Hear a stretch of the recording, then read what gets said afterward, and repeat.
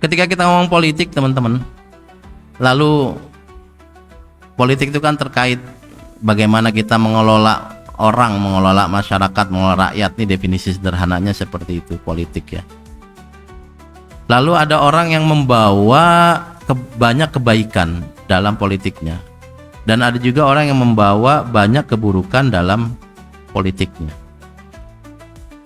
Allah ancam bagi orang yang menggunakan politik untuk keburukan. Allah ancam. Wa ma'wahumun nar.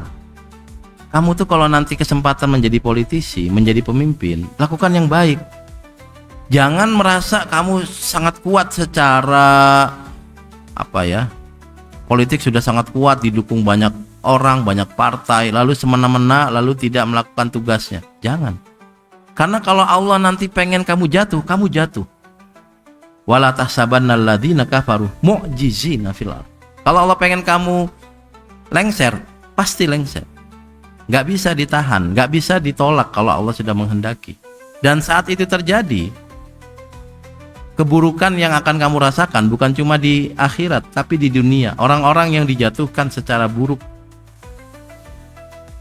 karena keburukan yang mereka lakukan, itu hidupnya juga nggak nyaman-nyaman amat.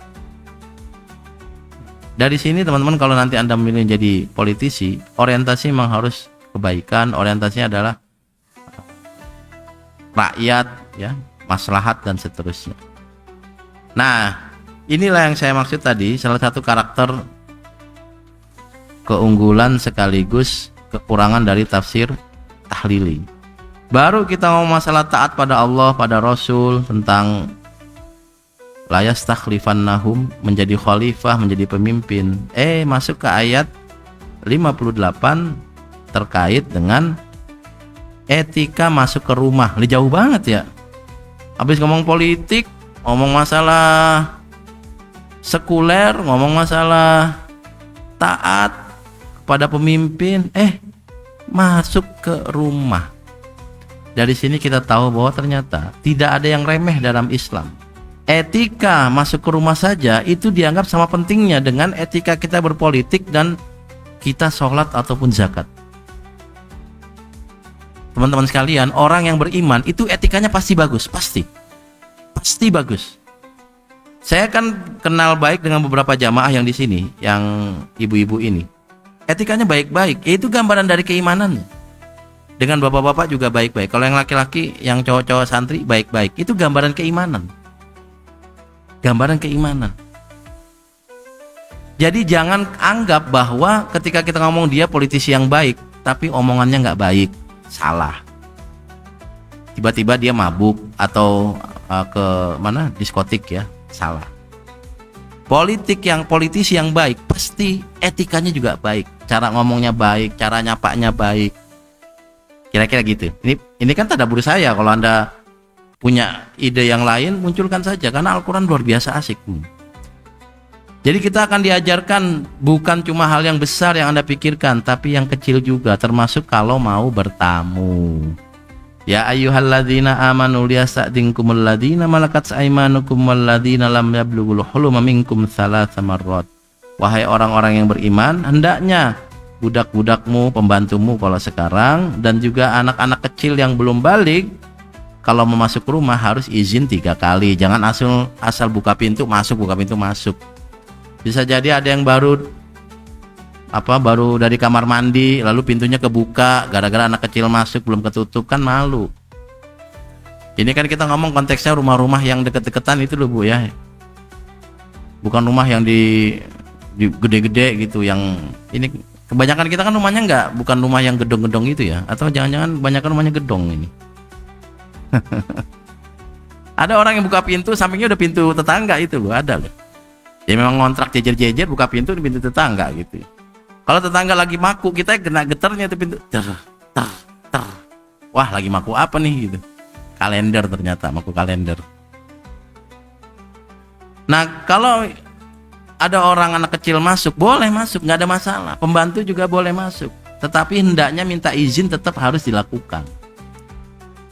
Min qabli sholatil fajr wa hina tad'una thiyabakum minadh dhahirah wa min ba'di sholatil isya. Ada 3 waktu lagi yang ini lebih apa ya, lebih beresiko ketika Anda bertamu dalam kondisi yang nggak nyaman ini. Yang pertama, min qabli sholatil fajr, sebelum sholat subuh, berarti orang masih tidur. Kalau laki-laki masih kaos kutang pakai sarung, perempuan pakai daster. Jam 3:30 ada yang ngetok pintu. Assalamualaikum Bu.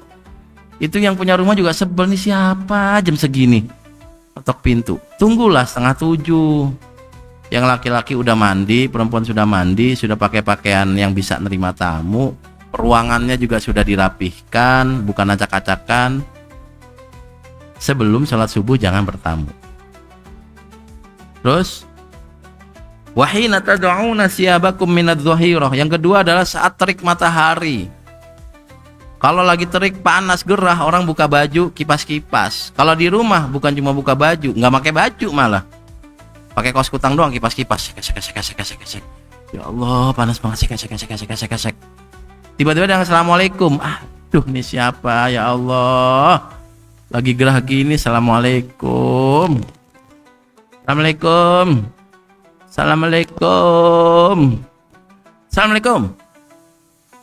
Malah semangat yang assalamualaikum, dianggapnya nggak denger. Namanya orang lagi kegerahan. Nah, tentu kan beda-beda tempat ya. Kalau tempatnya Anda adem ya nggak seperti ini. Wa min ba'di sholatil isya, setelah sholat isya orang siap-siap tidur, udah ganti seragam sarung sama kaos, seragam daster buat ibu-ibu. Tiba-tiba ada yang assalamualaikum, buru-buru nyari bergo. Yang laki-laki buru-buru nyari baju batik, ngeberesin tempat ruang tamunya.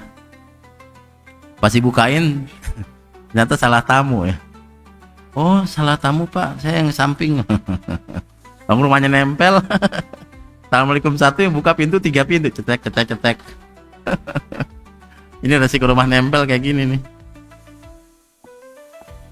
Nah, salah auratil lakum, ini adalah 3 aurat. Ini adalah 3 kondisi di mana orang tuh nggak pengen ditemui orang lain. Teman-teman sekalian, Anda itu kalau mau bertemu orang, pastikan orang dalam kondisi nyaman bertemu Anda. Jangan saya nyaman Pak, dia nyaman nggak? Terserah dia. Nggak boleh gitu. Anda mau bertamu ke dia. Maka 3 waktu ini adalah waktu yang tidak nyaman untuk didatangi. Sehingga semisal kalau yang punya rumah nggak mau bukain pintu, dimaklumi. Nanti ada orang yang kedatangan tamu dia nggak keluar karena ya Allah, ntar sore aja kali. Dan dia nggak keluar, itu boleh. Tenang saja.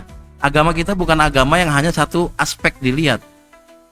Hak tamu dihormati, hak tuan rumah juga dihormati. Jangan pakai ayat dan hadis terkait tamu, lupa juga bahwa orang itu berkuasa pada daerahnya, harus dihormati, tidak boleh datang ngacak-ngacak. Ada hadisnya seperti itu. Sama kalau Anda jadi kiai nanti, ini balik lagi konteks yang tadi ya, Anda itu punya hak untuk dihormati, tapi berkewajiban menjadi orang mulia sehingga layak dihormati. Loh, kalau akhlak nggak baik jangan dihormatin. Tapi kan ada hadis yang harus menghormati ini. Ya itu kan bagi yang layak dihormati. Kalau nggak layak jangan dihormati. Sederhana itu. Maka orang kayak kita ini harusnya lebih sopan, lebih santun, lebih tawadu gitu ya. Karena kita yang tahu ayat dan hadis tentang tawadu itu. Balik ke ayat ini, sehingga ketika ada orang bertamu di 3 waktu yang secara umum Al-Quran menyebutnya ini waktu yang nggak nyaman, salah auratil lakum. Yang punya rumah boleh tidak membukakan pintu. Dengan asumsi kalau nanti ini penting akan datang lagi di waktu yang lebih tepat. Nggak dibukain jam 12, nanti dia akan datang lagi mungkin jam 1:30. Ya tadi, orang harus dihormati, baik sebagai tamu dan baik sebagai tuan rumah. Tidak boleh semena-mena, kira-kira begitu ya. Kemudian ayatnya, laisa 'alaikum wa la 'alaihim junahum ba'dahun tawafuna 'alaikum. Khusus buat pembantu yang sudah sangat akrab dengan kita, berada di rumah kita. Tentu Anda punya ukuran ya, ini pembantunya yang sudah sepuh-sepuh misalnya, atau anak-anak kecil. Nah, itu kalau mereka masuk keluar rumah kita biasa saja, walaupun kita sedang tidak menutup aurat dengan sempurna. Tawafuna alaikum. Mereka sering keluar masuk. Jadi kalau nanti Anda di rumah, di rumah ada keluarga saja, ada bapak, ada ibu, Anda pakai kaos yang perempuan ya, pakai kaos pendek boleh, karena bukan aurat. Bahwa kemudian ada anak kecil masuk, ada pembantu yang sudah bersama Anda, sudah tua, perempuan juga, nggak apa-apa. Kenapa? Karena orang yang pada tataran itu, dia sudah tidak memiliki hasrat seksual yang menjadi salah satu alasan kenapa kita menutup aurat. Orang tuh kalau sudah sangat dekat, misalnya Anda ini waktu kecil itu ada pembantu ya, dan pembantunya masih ada sampai sekarang, itu Anda dianggap anak kok, kadang dianggap cucu kok. Jadi Anda bisa mengukur sendiri orang yang kategori ini atau kategori itu berbeda nanti sikap kita ketika dia di rumah kita. Maka ketika Anda di rumah ada pembantu, ini bagi yang rumah pembantunya banyak ya, karena ada yang pembantunya di dapur satu, yang khusus masak, lalu yang tukang nyapu juga satu, padahal nggak nyapu, pakai vacuum cleaner. Nanti yang tukang nyuci sama nyetrika satu, padahal nyuci pakai mesin. Kemudian yang security-nya 4 karena harus pakai sip-sipan, nggak mungkin satu kalau itu. Berarti kan banyak orangnya. Nah yang kayak gitu nanti Anda bisa ukur. Kalau yang ini sudah masuk walladzina lam yablughul huluma minkum, sudah masuk kategori yang dia tidak akan tertarik secara seksualitas kepada Anda, baik laki maupun perempuan. Itu nanti auratnya bisa lebih longgar sedikit. Baik.